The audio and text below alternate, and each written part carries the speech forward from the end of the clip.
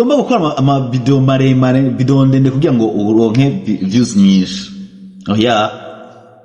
Video ngufi zige mweza amasegonda 30 canke 60 seconde zige ni nziza. Firstly zizana aba followers, zironka ama views menshi. Video ngufi zirakona kuronka ama views menshi zikazana aba followers. Kanatsinda algoritme ya YouTube canke ya Facebook irazikunda cyane video ngufi cyane, sivyo?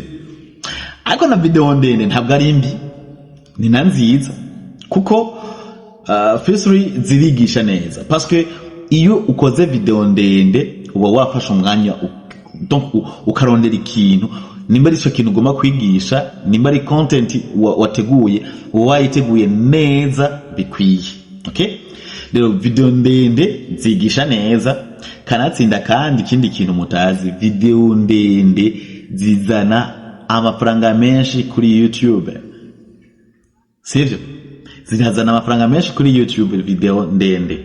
So rero tangura ukore video ngufi, then ushukora video ndende zigutwara.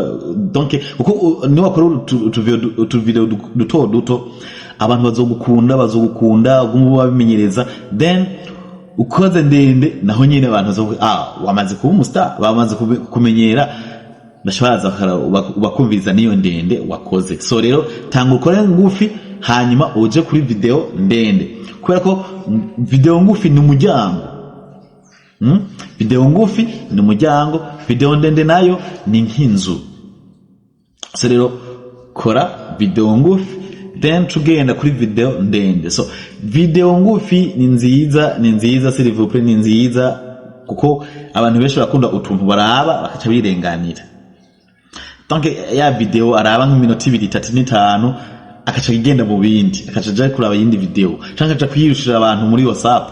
Urumva abakeneye ko ukora ka video karimo ivyiyumviro nyene bikwiye mu mwanya mutoyi, hanyuma akaca yigira mu bindi. So ukena ama trick nk'ayo nta handi ni kuri Naso Star TV. Kora subscribe, like, commenter, utibagiye gusharinga kugira ngo video nkiza ama content nk'aya, ama trick nk'aya ntaze abacika kandi ashikira abagenzi bawe benshi bashoboka.